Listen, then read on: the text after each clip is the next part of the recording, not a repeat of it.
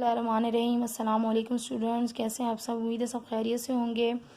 आज आप लोगों के लिए फ़िज़िक्स का जो सेकंड चैप्टर है उसके लिए उसकी भी वीडियो लाई हूँ। उसको हम रीड और एक्सप्लेन करेंगे और उसमें देखेंगे कि कौन सी ऐसी चीज़ें हैं जो बहुत इंपॉर्टेंट हैं एग्जामिनेशन पॉइंट ऑफ व्यू से, और वही चीज़ें मैं आपको साथ साथ एक्सप्लेन भी करूँगी और बताती भी जाऊँगी कि इसमें क्या इंपॉर्टेंट है और कौन सी चीज़ें इस चैप्टर में आती हैं। वैसे 10 ईयर के हिसाब से देखा जाए तो काइनेमेटिक्स का चैप्टर जो है वो पूरा ही इम्पोर्टेंट है। इसमें से ऑब्जेक्टिव भी आते हैं, एक्सरसाइजेज और जो है डेफिनेशंस वगैरह काफ़ी कुछ आता है। तो मैं आपको यही सजेस्ट करूँगी कि आप जो है वो ये सारा चैप्टर अच्छे से लर्न कर लें, अच्छे से रीड आउट कर लें, अच्छे से समझ लें और मेरे साथ साथ अपने पास जो है वो पॉइंट आउट चीज़ें कर लें, अंडरलाइन कर लें जो मैं आपको डेफिनेशंस बताने और समझाने जा रही हूँ। वीडियो शुरू करने से पहले आपको यही कहूँगी कि चैनल पर नए हैं तो चैनल को सब्सक्राइब करें, वीडियो अच्छी लगे तो लाइक और अपने जैसे फ्रेंड्स के साथ अपने जैसे स्टूडेंट्स के साथ शेयर करें ताकि वो भी इन वीडियो से फ़ायदा हासिल कर सकें। चलें स्टार्ट करते हैं अपना चैप्टर काइनेमेटिक्स का। काइनेमेटिक्स एक्चुअली जो होता क्या है, ये आपका मूवमेंट्स से रिलेटेड है चैप्टर, ठीक है। आप लाइफ के अंदर जितनी भी चीज़ों के अंदर मूवमेंट देखते हैं, मशीनरी के अंदर मूवमेंट हो रही होती है, हर चीज़ के अंदर अल्लाह ताला ने हरकत रखी है, ठीक है, मूवमेंट रखी है।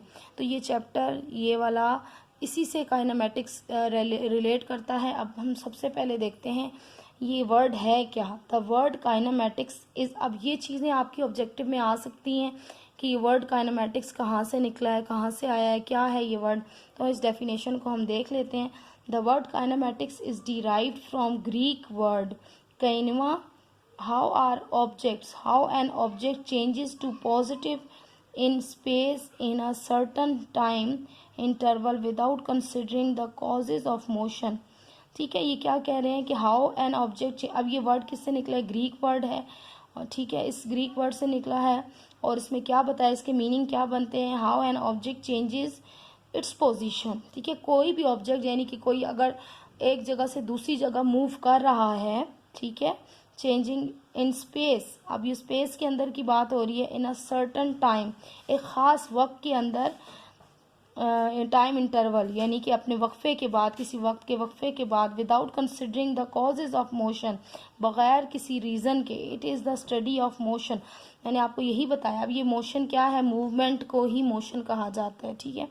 मूवमेंट या मोशन दोनों एक ही वर्ड है, एक ही मीनिंग रखता है। ऑफ बॉडीज़, बॉडीज़ आप कह सकते हैं किसी भी चीज़ को। स्पेस के अंदर आप प्लैनेट्स हैं, जो भी स्टार्स हैं, सारी वो बॉडीज़ कहलाती हैं, ठीक है। Without any reference of force, यानी कि किसी भी फोर्स के यूज़ किए बगैर, या कोई पता नहीं चलता कि कौन सी फोर्स है जो उनको एक ख़ास टाइम इंटरवल से एक जगह से दूसरी जगह शिफ्ट कर रही है, मूव करा रही है, उसे हम कहते हैं काइनेमेटिक्स, ठीक है। अब यहाँ पर ये आपने यही है कि आप क्या इसमें हासिल करेंगे इस चैप्टर को रीड करने के बाद।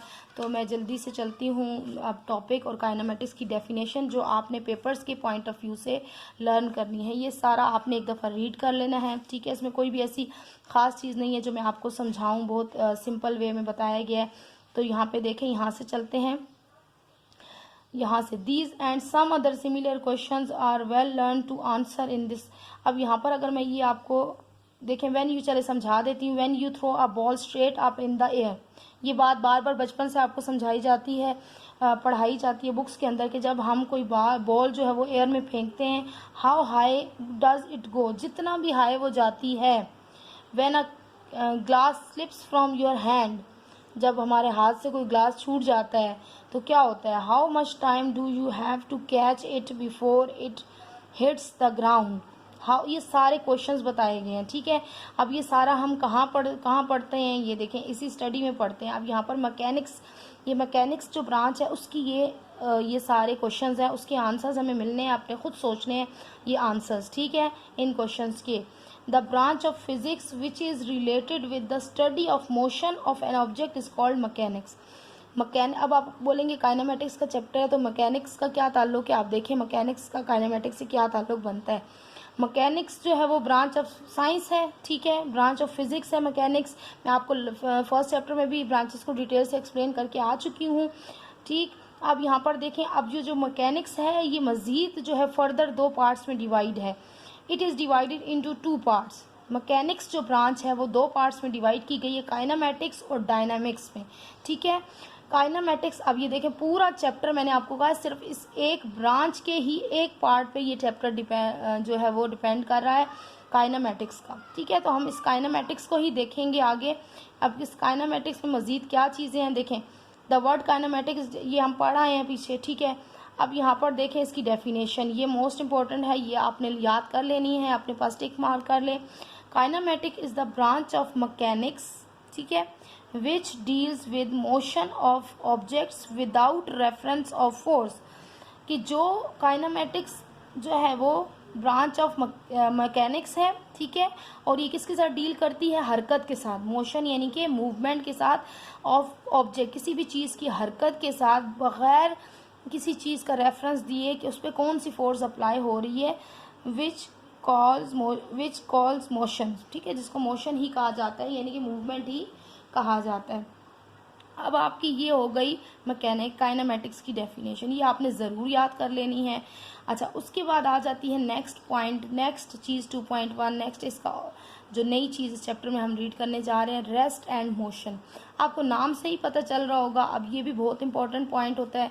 इस तरह की डेफिनेशंस भी आ जाती हैं, इनमें डिफरेंस भी आ जाता है, what is different between rest and motion, या डिफाइन रेस्ट एंड मोशन, ठीक है, तो ये भी इम्पॉर्टेंट है।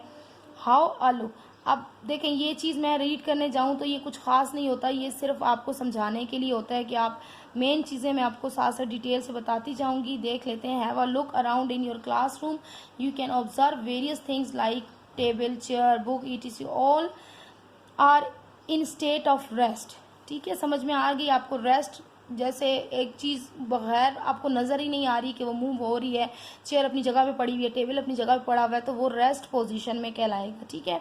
A car is in the state of rest with respect to trees and bushes around it, thus rest can be defined as. अब देखिए rest की डेफिनेशन, ये तो एक ऐसे ही समझाने के लिए आपको स्टार्टिंग पॉइंट हो गया। रेस्ट की डेफिनेशन ये रही। अ बॉडी इज, ये आपने ज़रूर याद कर लेनी है, फिंगर टिप्स पे होनी चाहिए आपकी ये definition. A body is said to be in the rest if it does not change its position, ठीक है। हम किसी भी चीज़ को कब रेस्ट पे कहेंगे कि वो कभी जो अपनी पोजीशन चेंज नहीं कर रहा, अपनी जगह से हरकत नहीं कर रहा, तो वो रेस्ट पोजीशन में है। With respect to its surrounding, यानी कि अपने सराउंडिंग के हिसाब से वो अगर हरकत नहीं कर रहा तो वो आप क्या कहेंगे, वो रेस्ट पोजीशन में है अपने इर्द गिर्द की वजह से।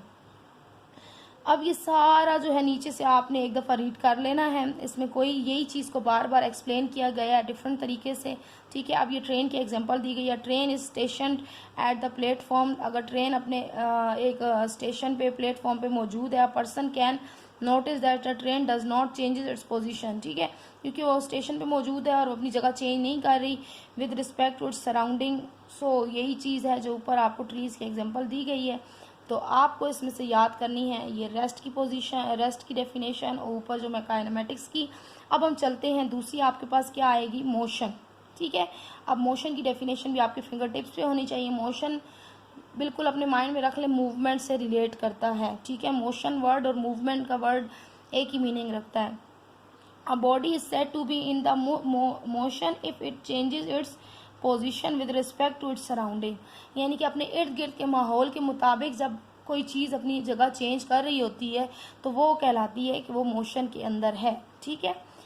अब यहाँ पर देखें, rest and motion are relative states. अब यहाँ पर ये आपको चीज़ें थोड़ी सी देखें, मेरे ये बच्चे स्टूडेंट्स की बुक्स हैं, उन पे मैंने टिक भी लगवाए हुए हैं।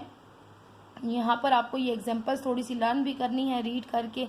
अब ये सारा रेस्ट एंड मोशन की ये डिफरेंस जब आ जाता है तो ये चीज़ें हैं, इसके अंदर आपने इसको याद कर लेना है। देखिए यहाँ से यहाँ तक आप याद कर लेंगे, फिर आपको ये एग्जांपल दी जाती है, ये सारे ही आपको याद करना होगा डिटेल के साथ। देखिए मैं आपको एक दफ़ा रीड करा देती हूँ। No body is in the universe is in the state of absolute rest और एब्सोल्यूट मोशन।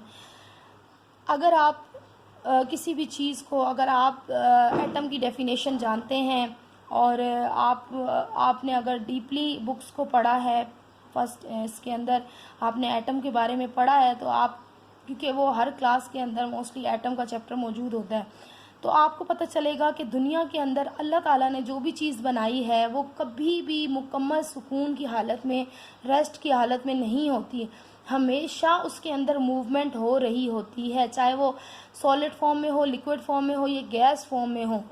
अल्लाह ताला ने ज़िंदगी की हर चीज़, चाहे वो लिविंग है चाहे वो नॉन लिविंग है, उसके अंदर जो है वो बिल्कुल हरकत हो रही होती है। लेकिन सॉलिड चीज़ें हमें हरकत करती हुई नज़र इसलिए नहीं आती कि उनके जो मटेरियल्स होते हैं, ये फिर बहुत ज़्यादा डिटेल में एटम की मैं चली जाऊंगी, बस आप ये ज़हन में रखें कि हर चीज़ में हरकत होती है, लेकिन कुछ हरकत, कुछ मूवमेंट हमें नज़र आ रही होती है, और जैसे हमें हवा की मूवमेंट फ़ौरन से महसूस हो जाती है, ठीक है, पानी की मूवमेंट फ़ौरन से नज़र आ जाती है, लेकिन सॉलिड चीज़ों की मूवमेंट इसलिए नज़र नहीं आती कि उनके जो पार्टिकल्स हैं वो बहुत क्लोज होते हैं, और अगर हिलते भी हैं तो वो एक दूसरे को पुश करके उनकी जगह नहीं छुड़वा सकते, इसलिए वो हमें हिलते हुए नज़र नहीं आते। तो यही चीज़ इसमें बताई गई है।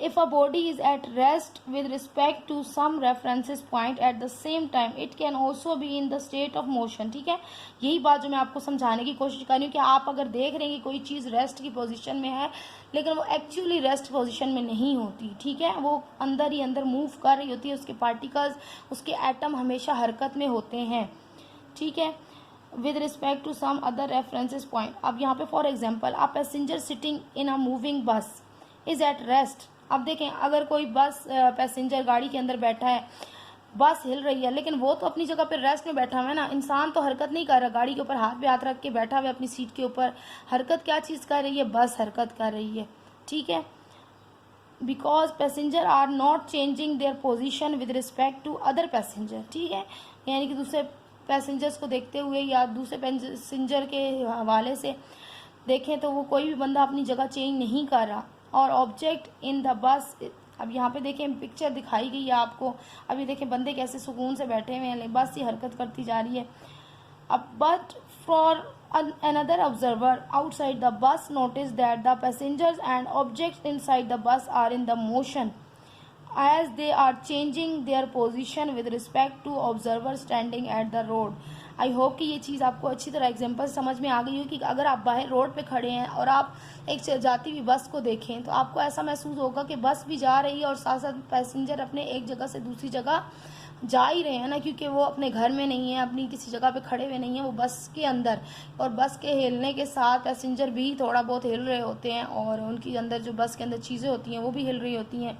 तो बाहर वाले लोगों को ऐसे लग रहा होता है कि पैसेंजर्स भी जो है मूवमेंट में है और बस भी मूवमेंट में है। Similarly a passenger flying an aeroplane is in the motion when observe from ground but at the same time he is at rest with reference to another passenger on board. ठीक है, यही example हो गई कि airplane में बैठे हुए passengers भी जो है वो हर रेस्ट में होते हैं, लेकिन वो सम टाइम आपको लगते हैं कि आप मूव हो रहे हैं। तो ये आपको रेस्ट एंड मोशन का डिफरेंस आई होप समझ में आ गया होगा। ठीक है, अब यहाँ पर हम चलते हैं टाइप्स ऑफ मोशन। ये भी इम्पोर्टेंट होता है, आपको पता होने चाहिए मोशंस की कितनी टाइप्स होती हैं। इसमें से कभी कभी कुछ एक्सप्लेन करने का भी आ जाता है कि write down the types of motion and explain any two, और इस तरह से क्वेश्चन आ जा सकते हैं। देखिए यहाँ पर ये क्वेश्चन मैंने लिखा हुआ भी, एक्सप्लेन टाइप्स ऑफ मोशन, तो इस तरह से भी क्वेश्चन आ जाता है। तो यहाँ से हम देखते हैं there are 3 types of motion. ठीक है, अब कौन कौन सी ट्रांसलेटरी मोशन, जिसको हम लीनियर, सर्कुलर एंड रैंडम, 3 तरह से ट्रांसलेटरी मोशन होती है, लीनियर, सर्कुलर एंड रैंडम, ये आगे से आपको डिटेल से बताऊंगी। उसके बाद आ जाती है रोटेटरी मोशन, फिर वाइब्रेटरी मोशन। अब ये 3 टाइप्स हैं मोशन की, हरकत की, यानी कि हरकत कितनी तरह से होती है, कोई भी चीज़ अब हरकत कर रही होती है तो उसकी ये कौन सी टाइप होती है। आगे हम चलते हैं, यहाँ पर देखें ट्रांसलेटरी मोशन में आपको एग्जांपल दी हुई है ट्रेन की। ठीक है, तो मैं आपको डायरेक्ट इसकी डेफिनेशन में पहले ले जाती हूँ। When all points of a moving body move uniformly along the same straight line such motion is called translatory motion।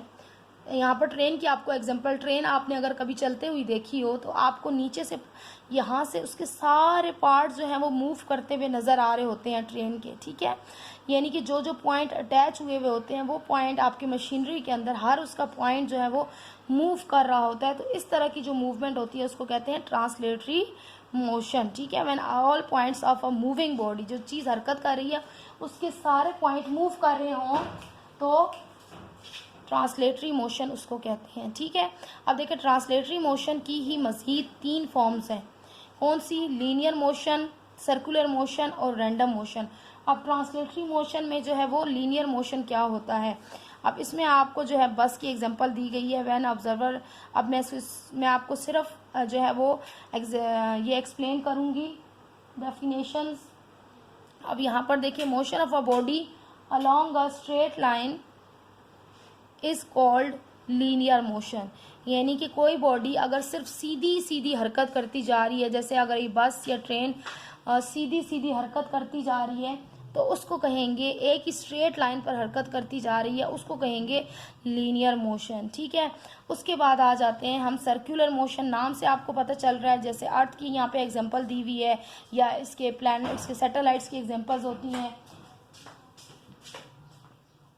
तो यहाँ पर ये जो होती है सर्कुलर मोशन कहलाता है, सर्कुलर मोशन, ठीक है। अच्छा, उसके बाद आपका आ जाता है रैंडम मोशन। रैंडम मोशन क्या होता है? यहाँ पर देखिए सर्कुलर मोशन की डेफिनेशन है, motion of a body along a circular path is called circular motion. यानी कि जो सर्कल में मूव करे वो आपकी सर्कुलर मूवमेंट हो जाएगी।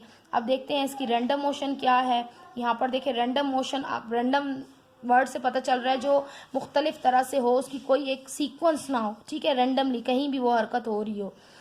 अच्छा, इसमें देखें डेफिनेशन हम यहाँ से देख सकते हैं, the irregular motion of an object is called random motion.